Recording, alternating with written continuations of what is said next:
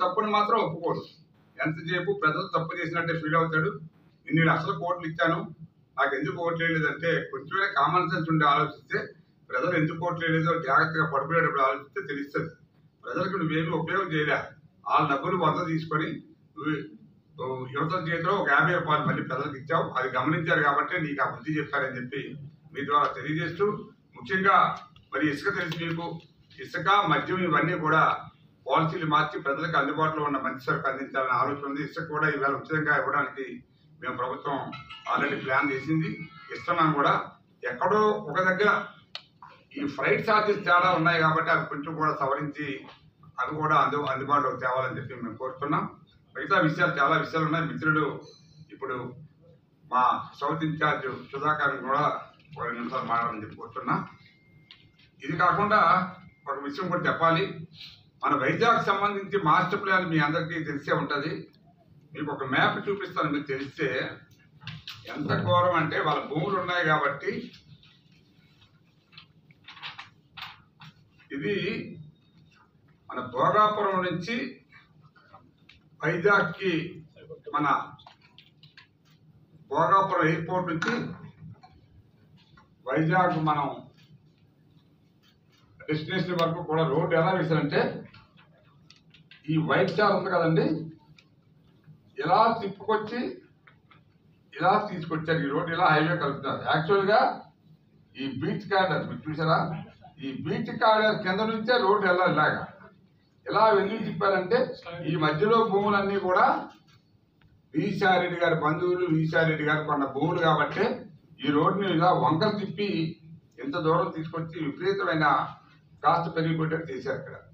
So దీన్ని కూడా ప్రభుత్వాన్ని మేము కోరాం, ఈ అలైన్మెంట్ మార్చాలి, తప్పనిసరిగా ఈ అలైన్మెంట్ మార్చే తప్పితే కాస్ట్ కూడా తగ్గదు.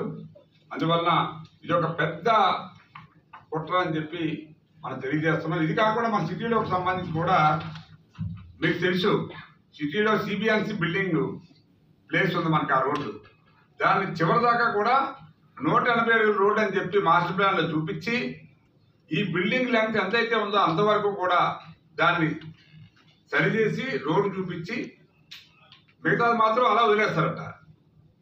దీనికి మాత్రం ఓపెన్ చేసి ఈ రోడ్డు వేసి సుమారు 60 కోట్ల టీడీఆర్లు కొట్టేద్దామని ప్లాన్లో ఉన్నారు వాళ్ళు.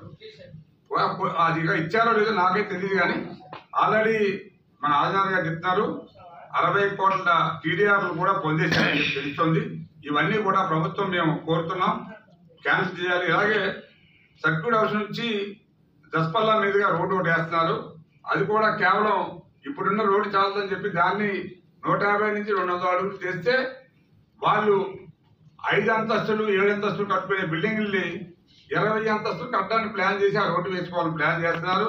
ఆ కిందని కొన్ని బిల్డింగ్లు పోతాయని చెప్పి మాకు తెలిసింది. కానీ ఆ బిల్డింగ్లు కూడా తీసేసి వాళ్ళకి డబ్బులు ఇచ్చేసి కాంపన్సేషన్ ఈ రోడ్డు వేసుకోవాలని ప్లాన్లో ఉన్నారు. ఎందుకంటే ఇక్కడ ఇదంతా కూడా హైరైజులు లేపేద్దామని ఒక ప్లాన్లో ఉన్నారు. ప్రభుత్వం వెంటనే ఇవన్నీ కూడా ఆపి ఈ ప్లాన్ రివైజ్ చేయాలని చెప్పి మీ ద్వారా కోరుతా ఉన్నాము. ఇలా కాకుండా టౌన్లో 2-3 చోట్ల కూడా ఈ రోడ్లు మార్చి టీడీఆర్ కొట్టేద్దామని ప్లాన్తో ఉన్నారు. సో దయచేసి మీ ద్వారా నేను ప్రజలకు కూడా ఇవన్నీ కూడా తెలుసుకోవాలని చెప్పి కోరుతూ, మీరు ఎక్కడైనా మీరు తప్పు చేసిన ఇవన్నీ కూడా వెలికి తీసి చర్య తీసుకుంటామని చెప్పి మీ ద్వారా తెలియజేస్తూ నేను సెలవు తీసుకుంటాను. ఇప్పుడు ఈ దోపిడీ ఏ రకంగా వీళ్ళు చేశారంటే, పూర్ గురించని మన హౌసింగ్ అలాట్ చేస్తుంది గవర్నమెంట్, ల్యాండ్లెస్ పూర్. వాళ్ళకి ఇచ్చే భూములు కూడా ఆవ భూములు సెలెక్ట్ చేసి, ఆవ భూములు అంటే లో లేయింగ్ ల్యాండ్స్ అంటారు. అంటే మన నార్మల్ హైట్ ఉండే భూములు జియోగ్రఫిక్గా బాగా కిందకుంటే 6-7 అడుగులు దాటి కిందకుంటే దాన్ని తీసుకాండి ఆవ భూమి. ఆ లో లేయింగ్ ల్యాండ్స్ని పర్చేస్ చేసి కోరుకొండ, రాజమండ్రి ఏరియాలన్నీ నిజంగా 585 ఎకరాలు అసలు మార్కెట్లో కని విని ఎరుగని రేట్లలో ఈ మార్గాన్ భరత్ ఈ అక్కడ పొలిటీషియన్లు అందరూ ఏకమయ్యి దాన్ని కోర్టు కూడా ఇది కరెక్ట్ కాదు, how it is correct for housing లో లేయింగ్ భూములు పనికిరావు కదా, మీకు తెలియదా అని కోర్టులు వ్యాఖ్యానాలు చేస్తే కూడా వీళ్ళు తిరిగి జీపీల ద్వారా పీపీల ద్వారా దీన్ని ఫైట్ చేశారే తప్ప ఆ కొట్టేసిన డబ్బులు కానీ వెనక్కి ఇచ్చి ఆ ఐడియాను కూడా విరమించుకోలేని పరిస్థితి ఉంది. ఇప్పుడు హౌసింగ్కి ఇదే హౌసింగ్ పేరు చెప్పంటే ఒక్కొక్క దాని మీద దాని ఎలైడ్ స్కామ్స్ అనమాట. ఇదో స్కామ్ హౌసింగ్ కాదు. దీని ఎలైడ్ స్కామ్ ఏంటంటే దానికి ఇసుక తెస్తున్నాం అని చెప్పి 100 తట్లు ఇసుక కావాలనుకోండి ఒక భూమికి సపోజ్, దానికి 1000 తట్లు ఇసుక రాయటం. ఇలాగా ఆ ఇసుక స్కామ్ ఈ ల్యాండ్లెస్ పూర్కి ఇచ్చే హౌసుల ద్వారా కూడా వందల కోట్ల రూపాయలు ఇసుక స్కామ్ చేశారు. ఇక దశపల్లా భూములు అయితే ఎక్కడైనా మీరు డెవలప్మెంట్ ఇస్తే, సిటీస్లో అయితే నేను కొద్దిగా చిన్న చిన్న వ్యాపారాలు చేస్తాను, 60-40, 50-50, 30-70 ఉంటాయి. 30-70 వరకు 70 ల్యాండ్ ఓనర్లకు ఉంటాయి హార్ట్ ఆఫ్ ది టౌన్లో, 30 బిల్డర్కి ఉంటుంది. ఇక్కడ ఏంటంటే విచిత్రంగా 30% to the land owner, 70% to the ఈ ఎస్యూర్ డెవలపర్స్. ఈ ఎస్యూర్ డెవలపర్ అంటే నథింగ్ బట్ ఈ విజయసాయి రెడ్డి బినామీ. ఈ బినామీ ద్వారా ఆ దశపల్లా భూములు కొట్టేయాలి.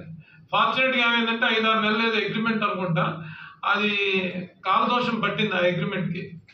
ఇప్పుడు నాకు తెలిసి దశపల్లా తాలూకా భూములు ఎవరైతే కొన్నారో they will also after this fellow ఈ ఎస్యూ డెవలపర్ ఎమ్మటి వాళ్ళు పడతారు. ఎందుకంటే ఆ రోజు వాళ్ళు ఇష్టపూర్వకంగా నాకు తెలిసి ఇచ్చుండ్రు. వీళ్ళు భయభ్రాంతులు చేయటం వల్ల వాళ్ళు వీళ్ళకి అగ్రిమెంట్ చేయాల్సిన పరిస్థితి వచ్చింది. ఎందుకంటే ఇక్కడ షర్టు ప్యాంటుతో వచ్చిన వాళ్ళు కూడా, విజయసాయి రెడ్డి అయితే ఒక స్కార్పియో, డొక్కు స్కార్పియో ఉండేది, భారతి గారికి నాకు తెలుసు, మేమందరం ఆ పార్టీలో పనిచేసాం. డొక్కు స్కార్పియోలో వచ్చినోడు ఈరోజు రకరకాల కార్లు, రకరకాల ఎక్కడ పడితే అక్కడ ఆ పెద్ద ఆయనేమో ప్యాలెస్లు కట్టుకుంటాడు, ఈయనేమో మంచి మంచి విల్లాలు కొనుక్కుంటాడు. విజయవాడలో 2 విల్లాలు పక్క పక్కన, ఒకటి ఆఫీస్కి ఒకటి ఇంటికి. ఎక్కడో విల్లా శ్రీరామ్ ప్రాపర్టీస్లో ఏదో బినామీ పేరు కొంటాం, నా పేరు మీద ఏం లేవంటాం. ఈ మాస్టర్ ప్లాన్లో కూడా ఆయన తాలూకా భూములు మొత్తుకున్నాడు ముత్తంశెట్టి శ్రీనివాస్. నా కాన్స్టిట్యున్సీ అండి చాలా ఇబ్బంది అవుతుంది, ఇలా తిప్పి తిప్పి వెళ్తే బియ్యం మించి అంటే అందరినీ డిస్మిస్ చేసి పొలిటికల్ వ్యవస్థని, ఈ రీజనల్ కోఆర్డినేటర్ అనే వ్యవస్థ వచ్చి నిర్వీర్యం చేసి ఎమ్మెల్యేలని, ఎంపీలని, ఎమ్మెల్సీని, ప్రజాప్రతినిధులకి ఒక వాల్యూ లేకుండా కలెక్టర్ దగ్గరికి వెళ్ళాలంటే ఇతనికి చెప్పి వెళ్ళాలి, సుబ్బారెడ్డికో సాయిరెడ్డికో చెప్పి వెళ్ళా పరిస్థితి. ఎందుకంటే దోపిడీ సొంతంగా చేయాలంటే ఈ మాత్రం కంట్రోల్ పెట్టాలి. దాన్ని ఇష్టానురీతిగా 8 కేసు తిప్పారు. ఒక్కొక్క రోడ్డును అయితే 8 కేసు కూడా తిప్పిన సందర్భాలు ఉన్నాయి. ఇలాంటి కేవలం డబ్బే ప్రథమావిధిగా. ఈరోజే క్వాడ్జ్ టీవీలో చూశాను. క్వాడ్జ్ అనేది మీకు 80,000, 70,000 రూపాయలు. ఆ ఒంగోలు పరిసర నెల్లూరు పరిసర ప్రాంతాల్లో ఈ క్వాడ్జ్ సిలికా శాండ్ బాగా ప్రసిద్ధి చెందింది. ప్రభుత్వంలో ఒక పెద్ద దీనికి అండగా